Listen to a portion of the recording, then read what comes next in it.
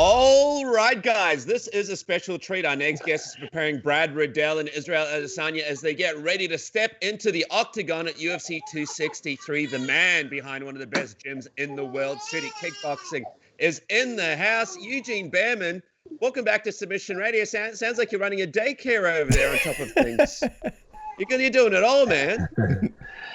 We have a few newborns in the team that we look after, so yeah, it is a bit of a daycare. Yeah, you were showing us around just a few seconds ago. I believe that's Kai Kara France's new baby. So happy to hear it, man. Making a cameo.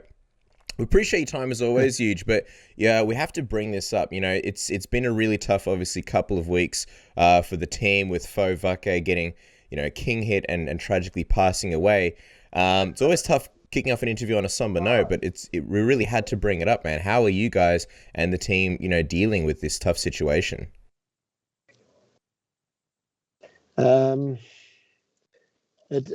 we buried our friend the Friday just gone, and it gave us a little bit of closure, and we were thankful for their closure. Of course, he will go on and be remembered forever and will be honored by us forever. But it was a hard couple of weeks, or a hard week and a bit, while he was going through that, fighting for his life. But we've compartmentalized it now, especially with the ending, with getting the funeral over and done with, and we've moved on to the business side of what we do. But he's definitely in the back of our minds. Absolutely horrific situation, and hopefully the laws over there in New Zealand get changed, and there's some kind of justice for these victims so that people can't repeat these horrible situations. We know there were some T-shirts on sale to celebrate Fau, and the proceeds were going to his family. Deborah was doing a great job over at the gym collecting information and doing that. Anything else coming up that people can kind of look out for to celebrate Fau's life and legacy? He has a Give a Little page, which is he has a Give a Little page, which is a tremendous. It made thousands of dollars for him. Nothing else that I know of the horizon apart from that, but I mean, we have a few fallen warriors at my gym, and we look after everybody and remember them for all eternity. We'll do that. So yeah, keep an eye out. How I guess tough was it for you as a coach, kind of managing all the fighters with such big fights coming up around the corner, and I guess keeping them on track and not letting this take away from any of the preparation? It was very tough, and I'm not gonna lie, we lost a few days there. But we also realized that coming into the gym and working out was also a form of healing, if you like, a form of meditation, a place to come in and let go of our worries and just concentrate on training and just pushing other matters to the side until we walk back out the door, and then dealing with that. So it became kind of a place of sanctity, a place where we could forget our problems for a little while we were training during that week where he was fighting for his life. So we pushed on, albeit with a big cloud over us. Obviously, fight night's coming up. It's just around the corner. You're used to having about 3,000 fighters on one card. Here you've got Brad and Israel. So and from that perspective, I suppose it's a little bit easier to focus on their fights. But are you anticipating for it to be a bit of an emotional experience, especially when all the business is done and you guys can go back to sort of reflecting and understanding and sort of everything sinking in of what's happened over the last few weeks? Yeah, I think that's a bit of a two-pronged question. Like, I do expect there to be emotions involved to do with fight week and the contest. Unfortunately, we've had people pass away before, just previously to a fight week, and we've got a little bit of experience with dealing with that. And it's just about controlling those emotions and using them in a positive way to help feed us and help with our energy for the fight. And that's what we intend to do. In terms of after the fight, 100%. I know Brad and Israel. There's a part of them that they've locked away and they haven't released because they know that they have these important fight dates. Look for them to truly, I believe, grieve the way they would normally grieve after the fight. That's just something they have to do. That's just, these guys are fighters. So with this fight, obviously, Israel Adesanya versus Marvin Vettori, it's not really the fight that people necessarily expected. I remember last time you spoke with us, you were saying, there's no Marvin Vettoris, there's no essentially rematches, just Rob and Darren Till. How did this one come together, Huge? Well, the guy got offered the fight, didn't want it, so we took we took whoever was available because we want to fight. And Israel's a guy that fights when he gets asked to fight every single time, 2 weeks, 3 weeks, 4 weeks, 5 weeks notice. Sore wrist, broken knuckle, banged up knee, shin. He answers the call and fights because that's what he believes that's what he was destined to do. The guy who got offered the fight didn't want to fight. And so we took the next best guy, and that was Marvin. Marvin was the guy that stepped his hand up, put his hand up. So that's basically how that fight occurred. Rob was on the show, Eugene, and he mentioned that he felt like there was no way for him to take that fight, that there was not enough time for him to do the turnaround. He almost felt like it was a situation where it was impossible for him to take the fight.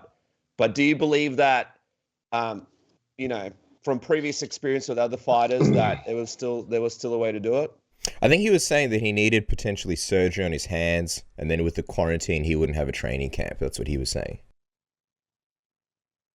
Yeah, so has he had the surgery? And just like when, in my previous experiences when my fighters have been stopped by COVID or whatever, our first reaction has been, let's just not go home. Let's just stay in America, do our camp in America. And we've put preparations in place. That hasn't had to happen, thankfully, because for one or another reason, we couldn't get the fights on the previous weeks after that. But, I'm talking about guys that were not even fighting for a rank, guys with kids, guys with everything, willing to stay in America so they didn't have to come back and do quarantine and they could keep training. Not fighting for a bout. They're just fighting for honor and to get themselves up, willing to sacrifice everything for a fight that paying them, nothing, nowhere near the amount of money that a title fight was. It's not really about that. It's about where do you hold? How much esteem do you hold that title? What would you give up for that title? What pedestal do you put it on? Is it important to you? Is it important to have that title? Does it mean anything? Does it have any prestige in your eyes? What are you willing to do to sacrifice that opportunity to do that? Well, my team, my guys, myself are willing to sacrifice absolutely everything. And you have to be willing to sacrifice everything to pay that title its respect. And you have to be willing to sacrifice anything to get it. Because if you're not that type of person, then you're never gonna attain those heights. And that's my answer to that. So were you guys expecting for Rob to take this fight? Was the idea that, okay, now that Darren's out, Rob is the next guy? And was a part of you guys surprised that this fight didn't come together? We expected Rob to have the same mindset as us. But I can't, I'm not in control of how much. I'm just not in control of Robert. Robert can think the way he thinks, but he the title's nothing to Robert. He don't care about it. The title will never gravitate towards Robert because he don't care about the title. He don't care about being the best. He just wants to fight and earn money and spend time with his family. So that's cool. I'm cool with that. I think there's sort of this feeling like, well, Rob is gonna fight the winner, or Rob is gonna be the next guy. Is that how you guys see it, or you are looking sort of at other options? Because I know Israel's wanted Darren Till for the longest time, and now he's got a fight coming up. If at any point in Israel's run to the title, he had turned around and said, no, I'm not going to go through a fight through. I've got an injury. I've got this. I need surgery. I need this. That opportunity, the UFC would have taken that opportunity and thrown it away just as fast as they brought it to us. Well, what can I say? They don't come we never took for granted any opportunity we got to get ourselves closer and closer to the title. We're still not doing that, whether it's Dan, Kai, Brad, Carlos, Shane, we're still not doing that. If you give us an opportunity to get a step closer to that title, then that's what we're going to do. We hold that title in the highest prestige. Why? We don't necessarily care about the belt. We care about proving that we are the best and baddest man on the planet amongst men of that weight.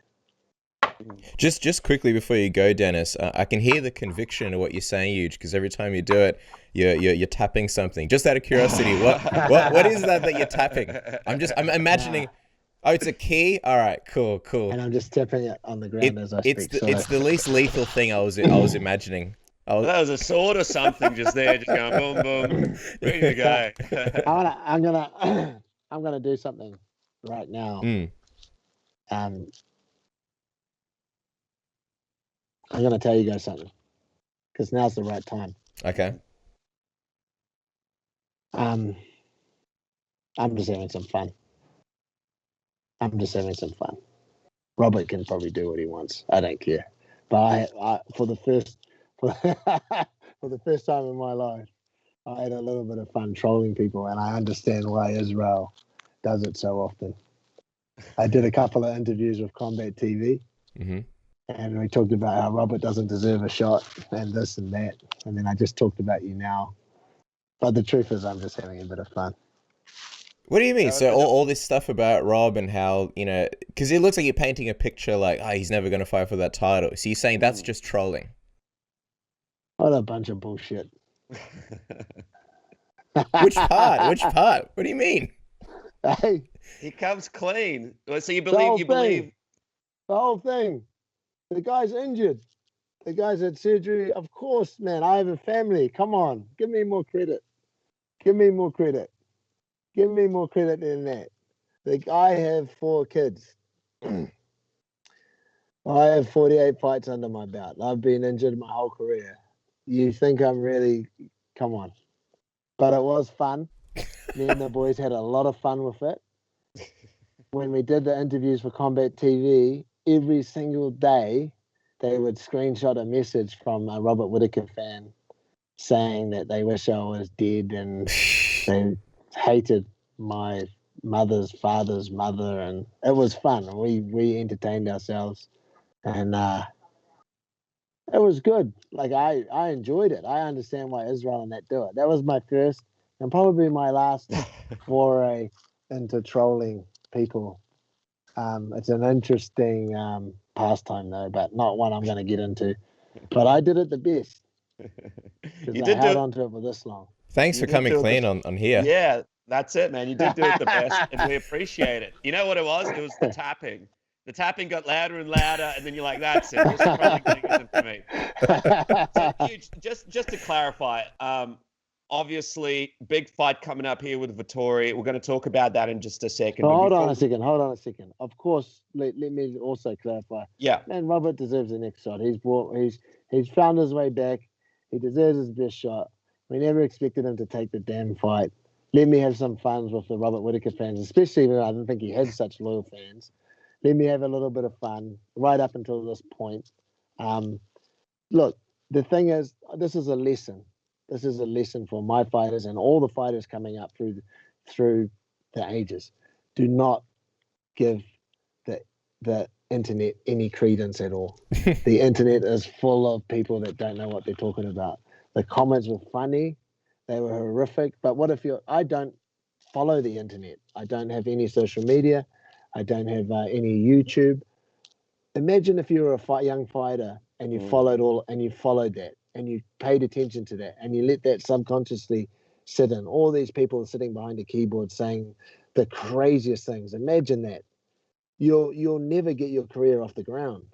My advice to all these young fighters is don't listen to the internet. Don't listen to all these people on comments. Not just young fighters, experienced fighters as well. Stay away from the internet. Use it for your commercial means, and that's about all it's good for, because it's full of crazy people. We've even noticed the champ himself and the king of trolling, the king of memes, Israel Adesanya's taken a bit of a break off the internet as well. Would you say that's for some of the similar reasons as well? It can just become a bit too crazy. Yeah, I mean, he had a bit of fun with this one. Like he was one of the people that were encouraging me. He said, "Oh, you got to do another interview." He was like, "You got to do another one, and you got to talk about Robert going back in the pool and this and that." And I was like, "Oh, yeah, okay, I'll do one more. We'll do one more. We'll see if we get as big a reaction." And we got a bigger reaction.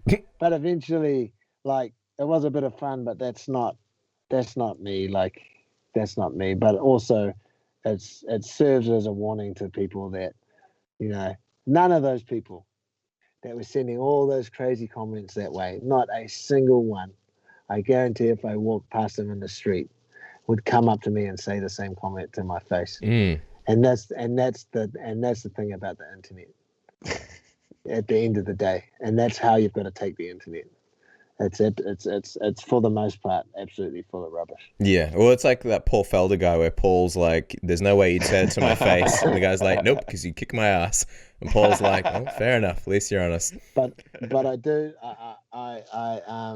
will apologize for absolutely effing nothing to all those idiot Robert Whittaker fans out there. But yeah, shame on you. That's 1 for me, 0 for you. Oh man, the ultimate troll job.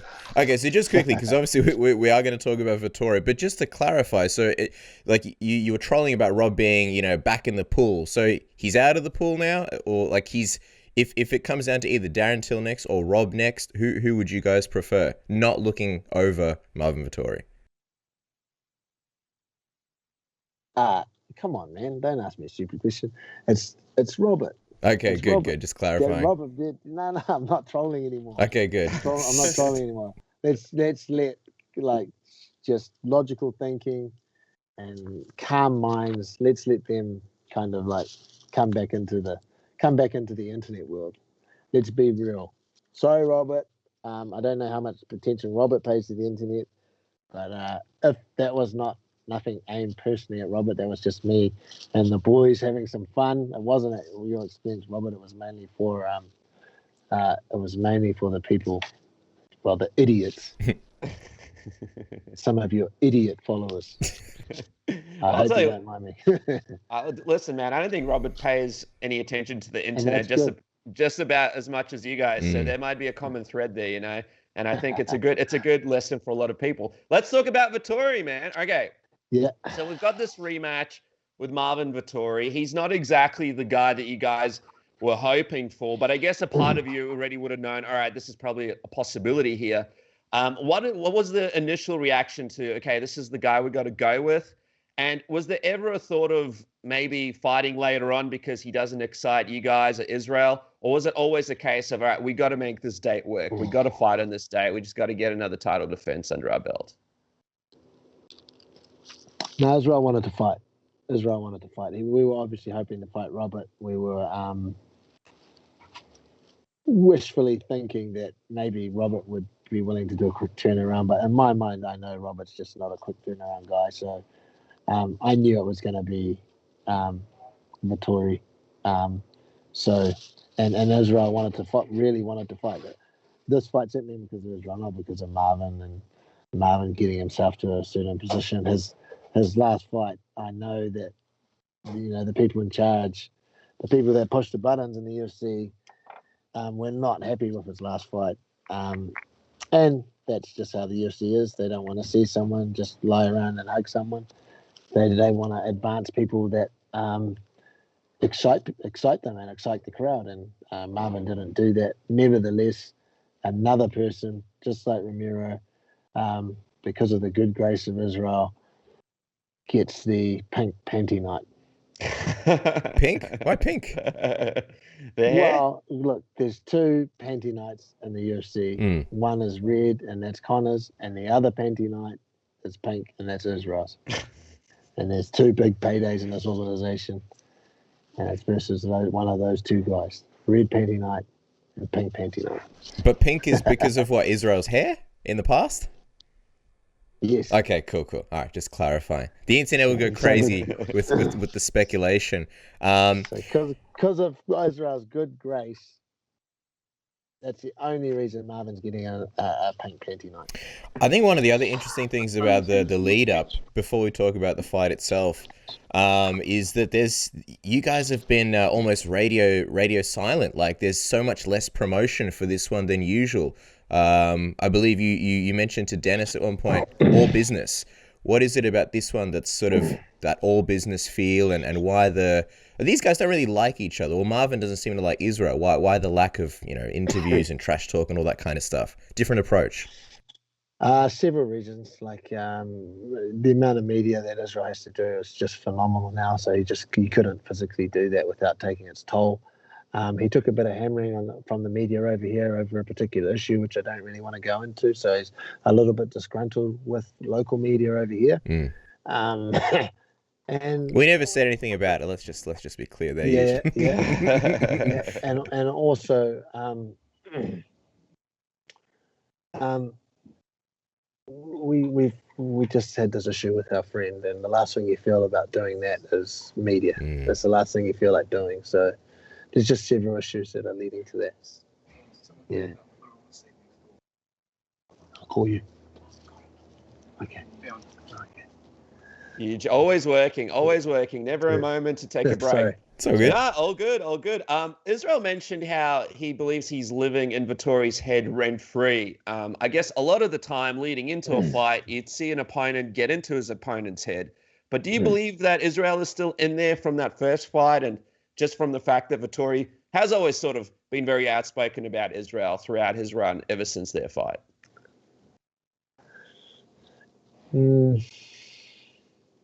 To an extent, he might be in there, but I think emotionally and mentally, I think Marvin's matured a little bit since their last fight.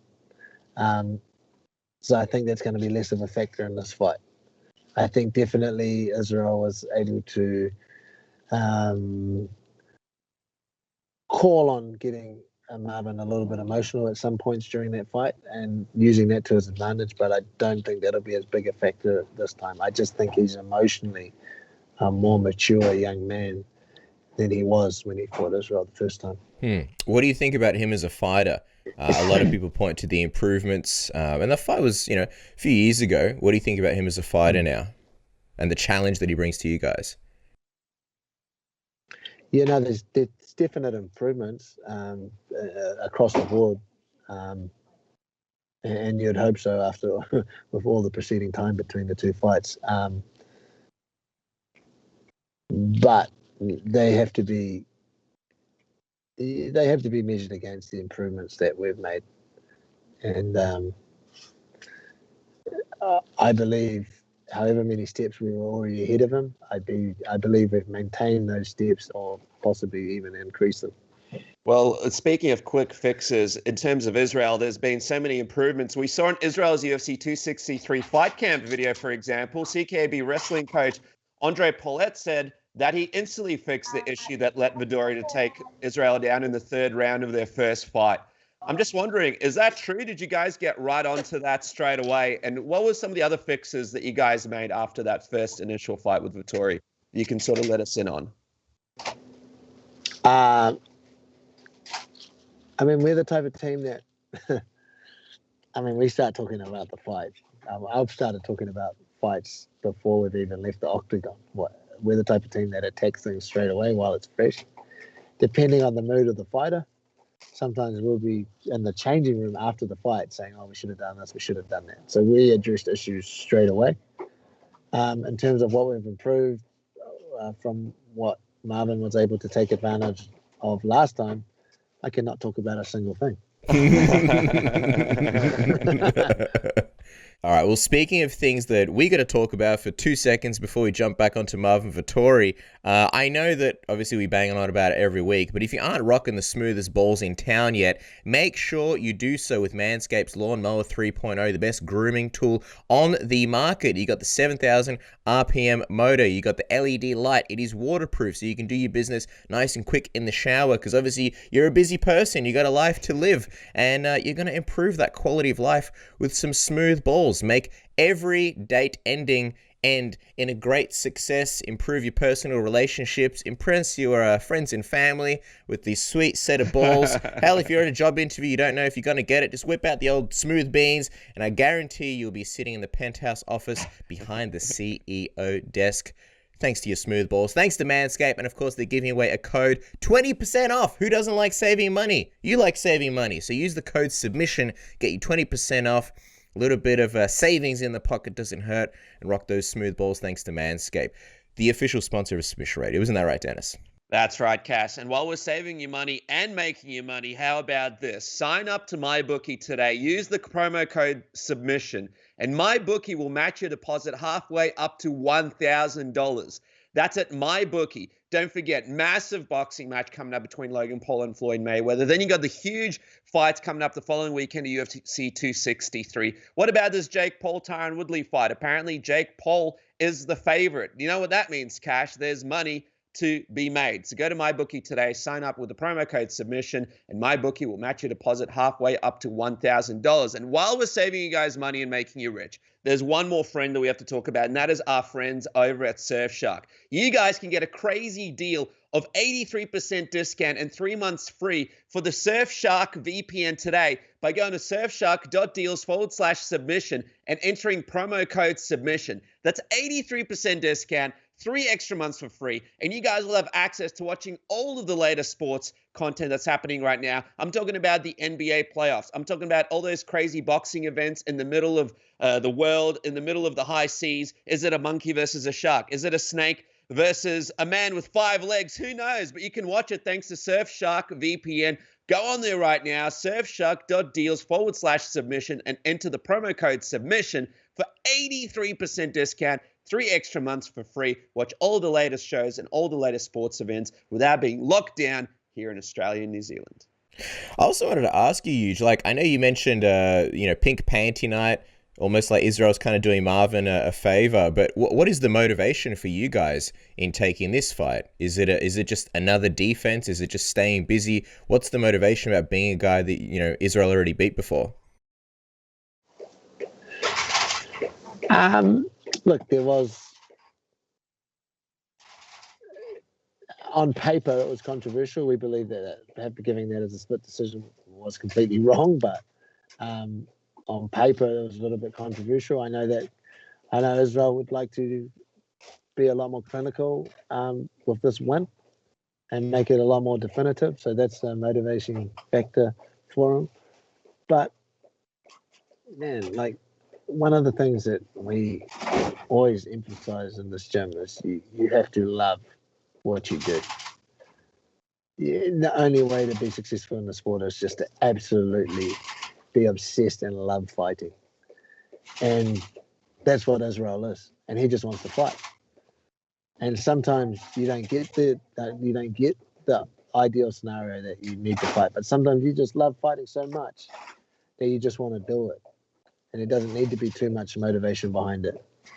There just needs to be an understanding that we're not around forever. Case in point, our friend. Life is frail. The frailty of life is amazing. Like, you can be here 1 minute and gone the next. And if we're able to do something and enjoy it while we're still here and breathing, then maybe we should just do it. And that's what it's about. It's going to be so exciting to see the guys back in the octagon, Nuge. A couple more questions and we'll let you go. Man, there's been this crazy boom with this whole boxing thing. It feels like everyone's going to boxing because obviously here locally, guys like Paul Gallen are able to make a crazy amount of money just fighting locally and making money through pay-per-view during the week. And now you see people like Tyron Woodley, Ben Askren, a lot of the guys making the jump over, fighting people like Logan Paul, Jake Paul. And it looks like these events are really gathering a lot of money, and people are making more money than they would have fighting normally in the UFC. I'm just curious, what do you make of this sort of, I suppose, evolution in boxing? And is it something that you guys are keeping a close eye on? I mean, Israel's obviously had some boxing matches in the past. He's one of the most impressive strikers in the UFC. And there's so many exciting fights for him in the boxing arena, especially with some of the promotion and the money that's going around right now. I'm not exactly 100% clued onto the sums of money that are being pushed around by these guys, but it would be very, very disappointing to me to know that some of these people that do these boxing fights, like the Gallons and the YouTube Paul, Logan Paul. You do go on the internet. Yeah. I know Paul, Logan Paul is. You just in the comment sections of every video. Is it Logan Paul or is it the other one? It's Logan Paul who's fighting Floyd Mayweather, and then Jake Paul's fighting Tyron Woodley now. Okay. Logan Paul. It would be disappointing to me to see that these guys are getting a lot more money than the real fighters, people that sacrifice everything and have done this since they were very young. That would be disappointing. Sadly, I choose to ignore it because I think that probably is the case. But I won't have anything to do with it. I'm a purist. I want to see fighters that sacrifice their whole life since they were very young. I want to see them reap the rewards. I don't want to see people that have just built up a big YouTube following or Instagram following and jumped on the back of a sport that me and the generations before me have built. It's not something I'm enthusiastic about. And but ultimately I have a choice, and my choice is just to ignore that and get on with the real fight business. You got Marvin Vettori coming up around the corner. Just one more thing from me on Marvin. Obviously, we saw the way he performed in his last fight. Very grappling, heavy approach. You mentioned it before. Are you expecting basically exactly that in this fight? I think there's maybe a lingering notion because of the Yarn fight that, well, if you take Israel down, you can have success against him. I know game plans and stuff aren't exactly it's obviously a big secret, but do you feel like this is one of the ones where it's pretty clear cut that that's what he's going to go in and do? Yeah. I mean, we're prepared. We're prepared for that. I mean, you've got to understand that Marvin has taken Israel down before, and Israel clearly won that fight where Marvin took him down. Will Marvin be able to do the things that Yarn did because we haven't addressed them? Ask yourself that question.